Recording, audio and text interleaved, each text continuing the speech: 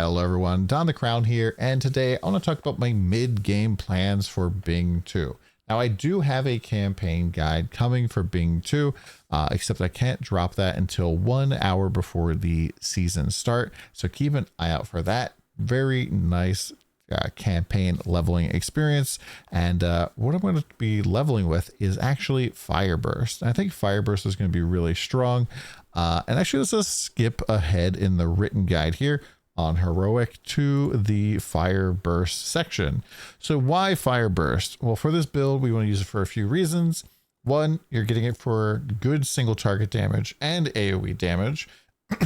This basically does damage to everything in the circle, as opposed to like having to chain to different enemies. And personally, I've leveled up and tested several different leveling things, and fire burst just feels the best, hands down for sure, in the campaign. Maybe like Haunting Abomination beats it, but you know, Haunting Abomination doesn't really work very well with spell burst. And this skill was also buffed about like 22% baseline damage this patch. Its cast speed was nerfed a little bit, but you don't really care about cast speed all that much with spell burst. It's more about the damage, so it's just all gravy. We're also going to have Born in Fire rings in the campaign, which gives you a lot of life, give you a lot of fire damage, feels really great. And then the new staff here, Scorching Tempo, gives you rank 1 to 20 of charged flames, gives you spell fire damage percentage, and then flat fire damage, but makes it so you can only deal fire damage. Now, to give you an idea, charged flame gives you somewhere between 16 to 35% additional fire damage, depending on level. And then staves don't really get to this level of the top end of percentage elemental until like tier 3. And same thing with the flat damage here. This is like tier 3, maybe even like tier 2 modifier. So this should probably last us all the way into time mark 7. This be a really strong piece of gear. Maybe we'll replace it with like something that has a very high energy roll or something, or very good advanced mod rolls. But I think this is just going to be very solid gear coming out of the campaign. And yeah, Fireburst just feels really good, especially for clearing packs of enemies. And pretty much the gear that I'm expecting to have by the end of the campaign is Brainwave Emitter, which gives us +1 spell burst, Chain of Resistance, which is like a nice little AoE neck, Desire Survival, pretty much most characters get this from the treasure troves, 2 Born in Fires, which gives you life and fire damage, that staff we just talked about, Genius Battle Gear, which gives you a lot of critical strike rating and damage. We're gonna get some rare gloves and grace boots. Pretty much every single character that's a caster gets grace boots out of the treasure trove, so it's pretty good. The skills we're gonna be using are Fire Burst, Increased Area Effect, Elemental Fusion, Control Spell, Psychic Burst. Then we're using Compound Source, then 2 Shadow Dashes, Timid, a Thunder Magus, and a Spell Amplification. And of course, we're getting Charged Flames from our staff. And yeah, this thing's gonna be a really solid character to push up into the time marks. And spell bursting a fire burst does feel really good, especially because like it just kind of auto targets everything and just blows up big groups of enemies. And the more area effect we get on it, the better it's going to feel. Now, if you're not really familiar with how the hero trait works for Bing, I'm not necessarily going to read through all of this right now. But long story short, we got to see kind of that picture of this on the Korean live stream. Of what the trait thing actually looks like. And basically you have 2 meters. On the left is the blue whimsy meter, and on the right is the red ingenuity meter. And over time the blue meter is going to fill up, and when it fills up all the way, if you do spell damage, you like chuck a grenade at enemies and make them take more spell damage, and it builds up 25 of your red meter. And both of these meters go to 100, so it takes 4 procs of the left side in order to get the red meter all the way filled up. And then you can press your F key and unleash a ton of spell bursts. Basically, just makes your next core skill have 200% additional spell surge limit. It's immediately filled, and it consumes all of your like red ingenuity meter. And so that means if you have like 6 spell bursts, it goes up to 18. So it's a 19 total cast. And so you can cast your 6 spell bursts, immediately press F, and then cast a second time and just blast out a ton of spells. And it's pretty fun. And we definitely saw this in the Korean live stream preview as well. I talked about in another video, but basically just barrage the boss down immediately, and so it looks really cool. Now for trait selection, as we go through towards the end game, I think that this is pretty much going to be probably the best way to go about doing this. Probably the only things on here that might be a little bit in debate is Mind Domain versus, this pretty much gives you an area effect that gives you spell damage over time. There's also one that makes it so that when you throw your grenade, you can hit yourself and take damage. I just think that one's gonna be a little bit rippy, especially early game. So not really gonna be messing around with that, but maybe we'll try it out a little bit. And then Ingenious Chaos Principle. I think a lot of people are kind of sleeping on how good this is. I just want to talk about this real quick. So basically, Ingenious Chaos Principle gives you percentage ingenuity or right side red essence restoration per max spell burst. And this trait is really, really strong as long as you're able to hit breakpoints. And the breakpoints for this are, you want to be able to restore 33 or 50 inspiration essence, probably actually 34. So yeah, the breakpoint is 34. And pretty much the reason it's 34 is because you want to build up to 100 total ingenuity as fast as possible. And you can't really go over the 100 cap. So if you have 34 ingenuity gain per times that you activate your left side meter, you're going to activate it in only 3 casts. But if it's lower than 34, it's going to take 4 casts because you're going to end up being like at 90s or so. And then if you can eventually get to where you're gaining 50 meter at a time, that's really good because that becomes 2. And I'm pretty sure that getting to a 100 breakpoint is practically impossible. So I'm not even going to talk about that one. Now, this trait is kind of weak when you first get it because you do need to have 9 total bursts in order to get to that 34 breakpoint. However, once you get your like hero trait up by, just 1 more level, it only requires 6 bursts. So this becomes very powerful because having, this breakpoint gives you 33% more ultimates, which just blasts out a ton of spells, which I think is just a lot of damage. And it's just pretty powerful. Now, one of the things that other people are going to recommend is using auto ingenuity program.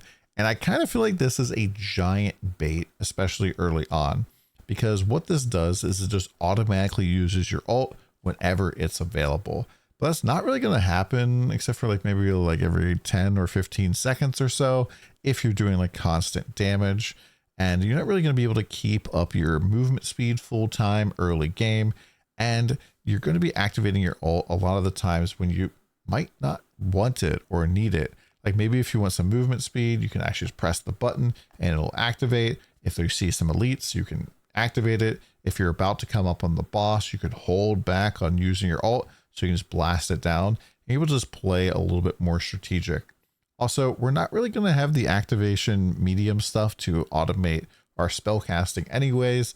And so I just think that like it's going to make more sense for you to not have the automation.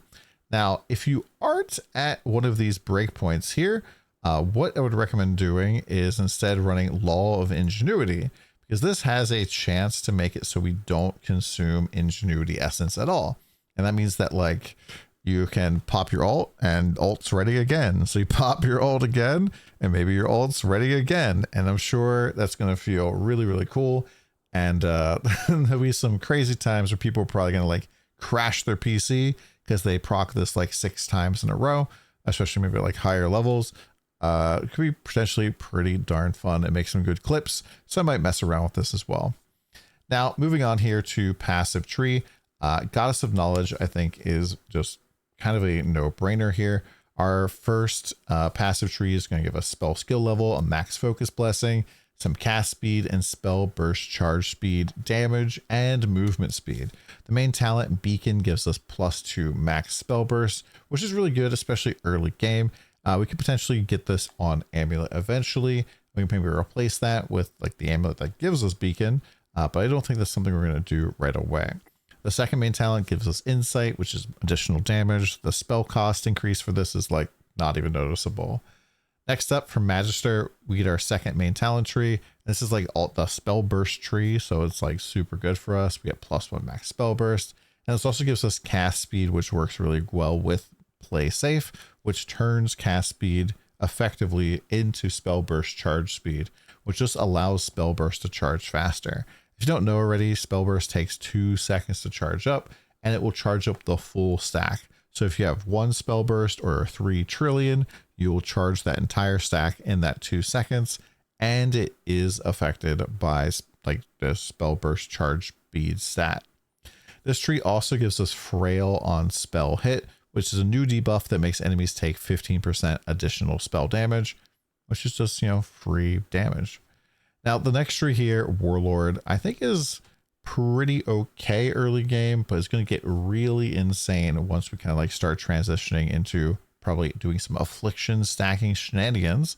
But this does fire damage, cast speed, and the main talent fueling here just sets enemies and fire resistance that are near to you to be 0, which is a nice multiplier.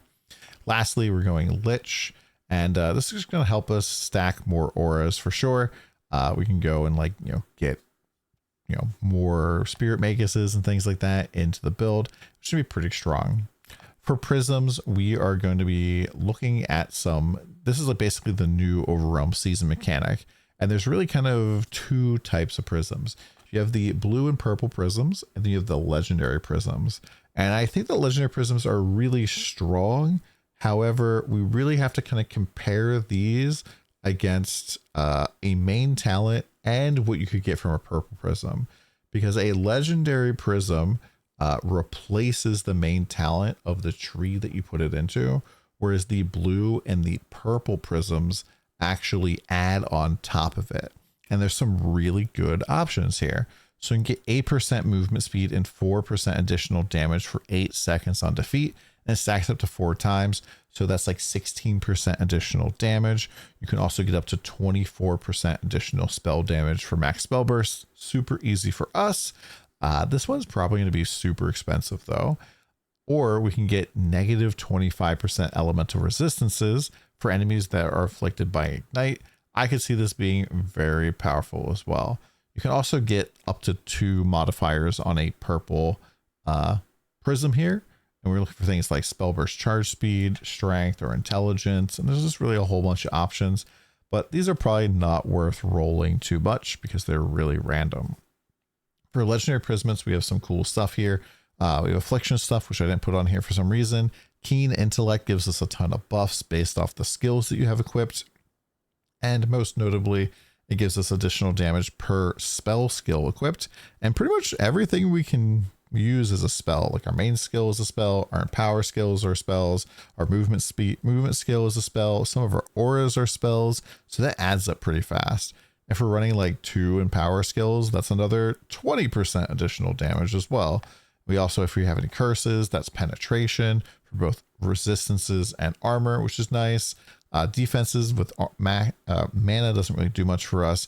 And mobility skill, the cast speed turns into spell burst speed. So it is just a really solid overall prism. Spell ripple, I think, will also be really popular. It just gives you a little bit extra damage, 50% chance to spawn 125% extra damage. That's just a pretty clean 62% more damage. Probably more popular on single target skills though. You also could potentially go with unmatched valor, which just sets your vigor to be 150. And there's a lot of different things that we can really scale off of vigor. I'm not really sure if this is going to be something we're going to go with, but there is one of the builds I'm looking at that is a high crit. We want to be like 100% crit chance, and going 150% or 150 vigor would be very powerful. Overall, I'm probably going to recommend taking a negative elemental resistance unless you can get the spell burst one. This is probably the most efficient, most easy one to get stacked up, but this one's also pretty good as long as you can inflict ignite somehow. Now for gear, once we get out of the campaign, we have a lot of like junk campaign legendaries that we want to replace. And I put a lot of thought and time into here, and there is like a lot of different things that I think could be pretty good. I'm going to maybe skip over some of these, but I've written out a ton of stuff here. Photophobia, I think is pretty okay. It lets us switch out Beacon for Peculiar Vibe and Goddess of Knowledge. The area loss here is kind of a big negative for us, but you can find this corroded, and it actually, I think, gives you area if you have it corroded for the second one.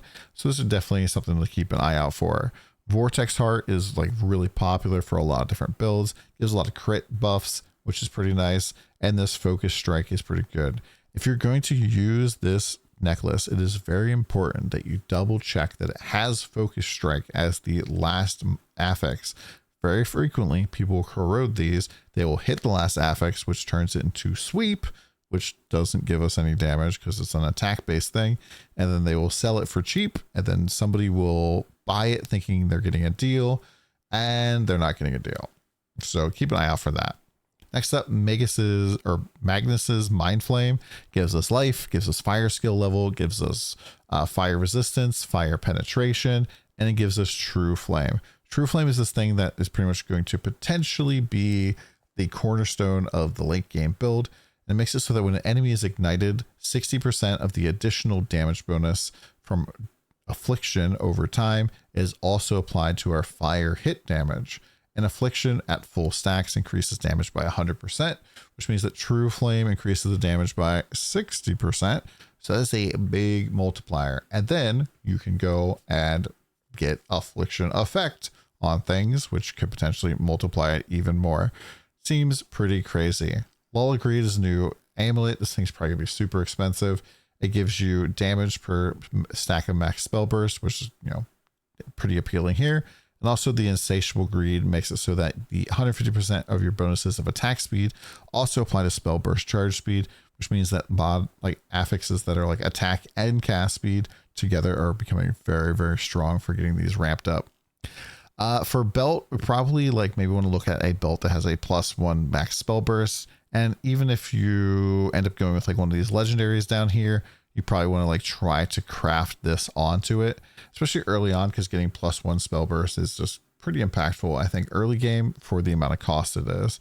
I think Hot Ice Embrace could potentially be okay. This kind of screws over crit, but you know, could be maybe better than Desire of Survival.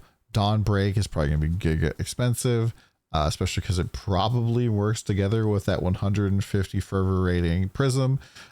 So keep an eye out for that. Heart of Rock gives us tenacity blessings and fire damage, all good stuff. Heart of Magic gives us focus blessings and more spell damage, which is good as well. Chaotic Ending I could see being good for agility blessing generation because it's kind of difficult for us, or fervor effect if we're going to be using Dawn Break. For chest armor, Void Embankment's kind of like a easy peasy pickup. Gives you a lot of stats. 115 strength and intelligence boosts our damage quite a bit because we scale off of both of those stats. And you know, this is just a very solid chest. Gives you a lot of resistances too. Genius Battle Gear is probably coming from the campaign. But if you can find one of these with a ton of energy, it's going to help you out a bunch. Gives you like a net 300% critical strike rating percentage, and another 100 critical strike damage, which is pretty nice. And if you actually hit the corrode on affix 2 or 3, it gives you another +100 critical strike rating. Shattered Moonlight, probably pretty good, but this comes from the cube boss, so it's probably gonna be expensive very early on. So probably not something we're gonna mess around with. Undying Faith, I think could be potentially pretty good. This was very powerful for like kind of getting into Profound last season on Rosa 2. Simply because it allows you to like get a lot of benefits for going low life, like by reserving your life and going energy shield focused. But we're probably going to end up going life stacking, like strength, tenacity stacking late game. So yeah, I don't know about doing this. Also, this comes from a watcher, so it could be expensive. Next up for boots, we're probably going to walk out of the campaign with Grace boots, and probably one of our best and easiest replacements for those boots is to put on some Grace boots, this time with energy. So yeah, these boots are just really strong. They give you like up to 30% movement speed, intelligence, res, some energy shield, focus blessing generation, which we don't need anymore because we get it from spell bursting. It's pretty good, especially because like movement speed is an advanced affix until you're really worth sitting down and making like a good pair of boots. it's kind of difficult to replace these. Frozen Ripples are a new pair of boots. These give plus max spell burst, so they're probably going to be very expensive and popular, but who knows, maybe they could be cheap as well.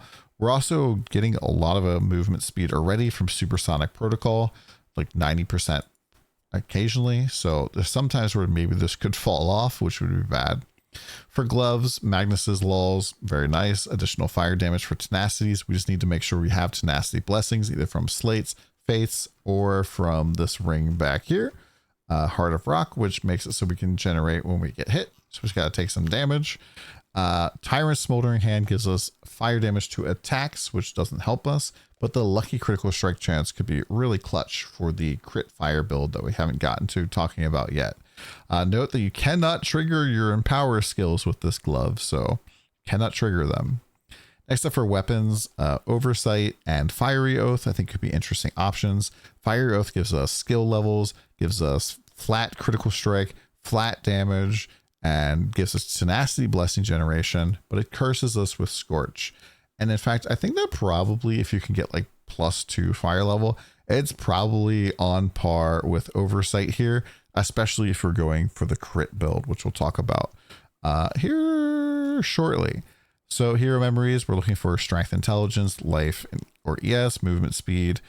Good fixed stuff like +2 hero traits can be super expensive. So like movement speed, crit strike damage, blocks, or cast speed. And let's look for like crit damage, attack, or cast speed.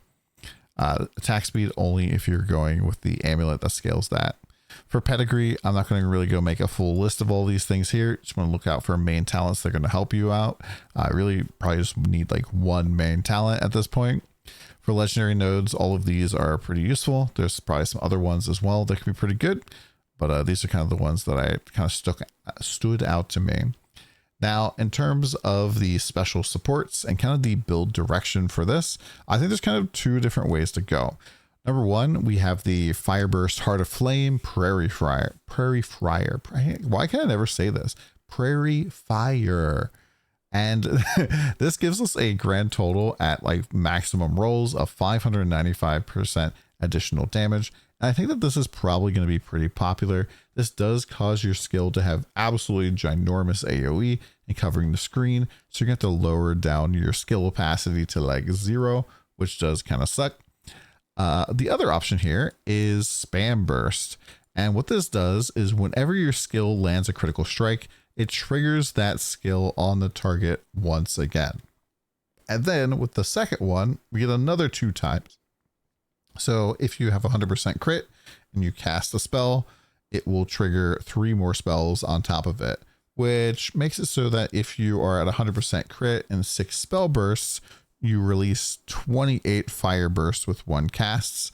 And if we activate our ult, it goes up to 76 total fire bursts at capped crit with only 6 spell bursts.